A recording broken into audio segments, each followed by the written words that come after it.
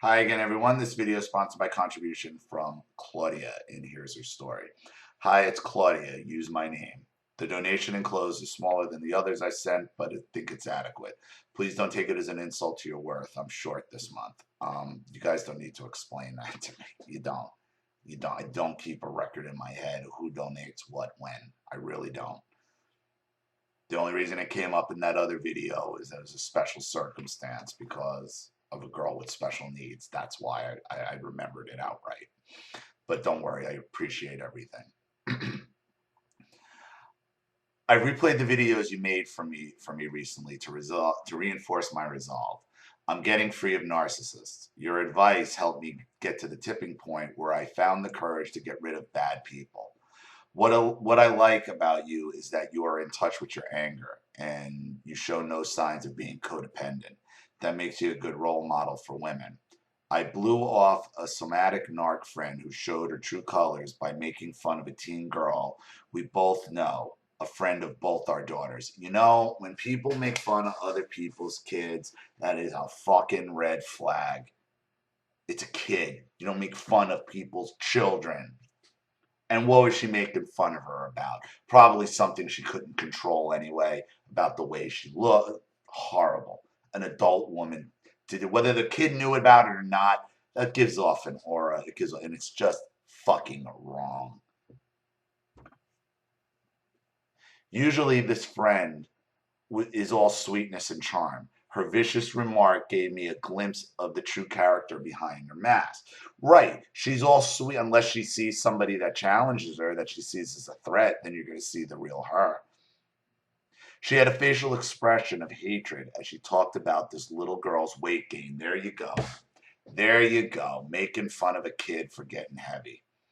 We are talking about a minor increase in weight. There was no reason to remark on it. The girl's weight gain wasn't more than 25 pounds. It scared me. I told her bluntly what I thought of her cruelty and set a boundary. Since we often socialize at a hair salon, I told her that I would never meet her to get a haircut again because I didn't feel safe going to the salon with somebody who was so focused on appearance. Here's the other thing. If she's going to make fun of a child for her appearance, what is she going to say about you when you're not around to other people? She's telling you exactly who she is, focused on looks. And she's probably jealous of this little girl, as sick of this as this is, and will use anything to shit on her.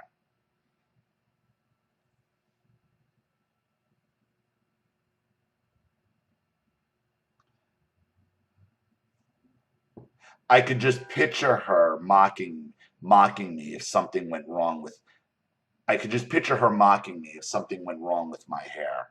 The girl she trashed for her weight had recently lost her mother. So what she said was doubly cruel. Wow. So maybe she didn't like the mother. I don't know. But about anything. Claudia, she'll make fun of you about anything because that's who she is. That's how she makes herself feel better. I was stunned by her weird outburst. This is a girl. This girl is a teenager and she's beautiful. Right, that's the problem. I held back from pointing out that the girl she criticized was better looking than both our daughters. Jealousy, straight jealousy, mean girl jealousy, an adult. Like I said, these women never progress past the fucking middle school lunch table. Another mean girl cheerleader, showing her true colors, comparing herself to another kid who just lost her mom. I felt tempted to say that because at first I wondered if competitiveness about our daughters had a role in the mean comment. I'm sure it did. About your daughters, about herself, about everything. This is who this woman is. My daughter is prettier than her daughter, and I've noticed that it irks her. Stupidly, I catered to her insecurity instead of being repulsed by her shallowness. Her remark was incredibly insensitive, yet she didn't apologize. I wondered about that, but I fell into the old trap of giving someone a second chance. I wasn't sure if it was a veiled dig at me. I'm overweight, but I gave her the benefit of the doubt. Suddenly, she started nagging me on text messaging to go to the hair salon as if our conversation never happened. It went on for months. When I confronted her, she tried to gaslight me and denied our conversation ever happened. I battered her with the truth on text until she stopped talking to me. Then I went through previous text messages. The pattern was there. She was suddenly degrading my appearance every chance she got, and I didn't even realize it. I'm I'm numb to stuff like this. Here's my question. I've always been afraid to be pretty because of women like her. My mother was like that, called me a whore, etc. Constantly degrading my appearance. I want to learn to stop self-sabotaging in this way. I don't wear makeup and I downplay my appearance to appease women like this one, so I can have friends. I suspect I may be overweight due to fear. I'm only mildly pretty. No great shakes in appearance. But this bitch friend of mine looks like that howdy doody puppet from the 50s. I really should have seen this one coming. What prompted this letter was your video when you talked about distinguishing guilt from fear. I fear that if I don't cooperate with people like this, I'll be hurt. I don't think this is codependency. I think it's terror. There are a lot of this type of women in New York, so I don't catch them at first. I've grown up used to this type of covert abuse from other women. Your insight about guilt being veiled fear took me halfway there, but I want to see what else you have to say. Thanks. Yeah, you're running away from your own acceptance. You're running away from your own acceptance, and it's almost like you feel you you don't want you're running from the conflict, obviously, because look, that's what women do. And if you're in your 50s and you've been going on like this your entire life, you're a mark, you're a target, you got half a century of programming to get past, Claudia. So you're always going to naturally generate to women who are going to put you down and in some weird way keep you in beauty check and keep you subservient to them and you don't even realize this is happening. You don't even realize this is happening until she made fun of a teenage girl whose mom just died. And that raised the red flag to you. You did the right thing. It put up the red flag, and then it gave you the opportunity because you stopped going to the hair salon because let's be honest what a hair salon is. It's a hen house. Gossip, gossip, gossip, gossip, gossip, backstab, backstab, backstab, backstab, gossip. You got your hair done and 3 knives in your back, but I took out 4 other fucking women. That's what happens in hair salons. Once you removed yourself from that environment with the red flag you had already observed, you were able to see this woman for who and what she is and what she's been doing to you your entire friendship and probably what all women have been doing to you your entire life. Maybe it's fear, maybe it's guilt. Doesn't really matter. What matters is you've been living 50 years of your life trying not to piss off other women. And that's a hard way to feel good about yourself. When you're afraid to wear makeup, when you're afraid to do anything that's going to appease a man, that'll be attractive out of fear of being called a whore. It's the same thing that your friend did to this girl that your mother did to you.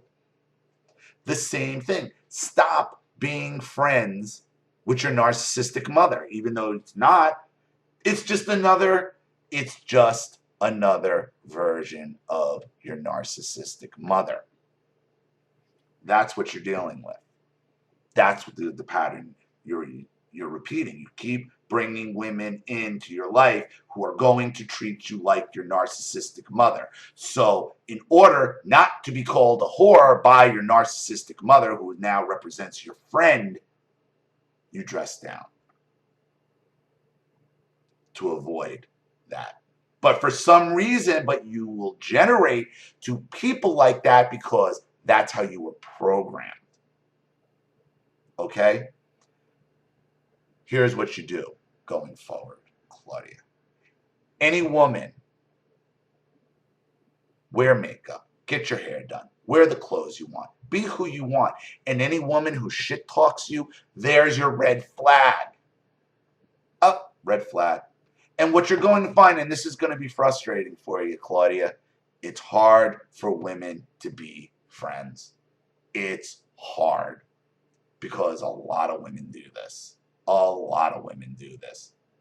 This is why I say it's always, the competition never ends at the middle school lunch table. It goes on and on. It goes on into the 50s, the 60s, 70s, 80s. We've read stories like this. The competition never ends. The only way you win, Claudia, is not to play the game. They're going to shit talk you no matter what you do. They're already shit talking. That woman's already shit talking you. She had been shit talking you as you went and looked and saw the passive aggressiveness of her past communications with you. It's already happening. You're just not seeing it because you're burying your head in the sand based on your relationship with your mother. Just because you bury your head in the sand doesn't mean the narcissistic abuse isn't happening. Bottom line. Bottom line. So, thank you for your contribution. Thank you for your story. I really hope this helps. Thank you to everybody watching. Please leave any opinions or advice in the comment section below. And again, if you want your story read on the channel, you have a topic you'd like me to cover, a narcissist you'd like to expose, or you'd like to have a private video made or set up a Skype chat or private phone call, you know what to do with the PayPal and email links in the description box. And if there are any other questions, you can follow the intro video at the top of the channel. Also, remember to like this video and subscribe if you haven't, and to click the subscription bell to receive notification of all my videos. This is Ollie Matthews. Thanks for watching. See you all again soon.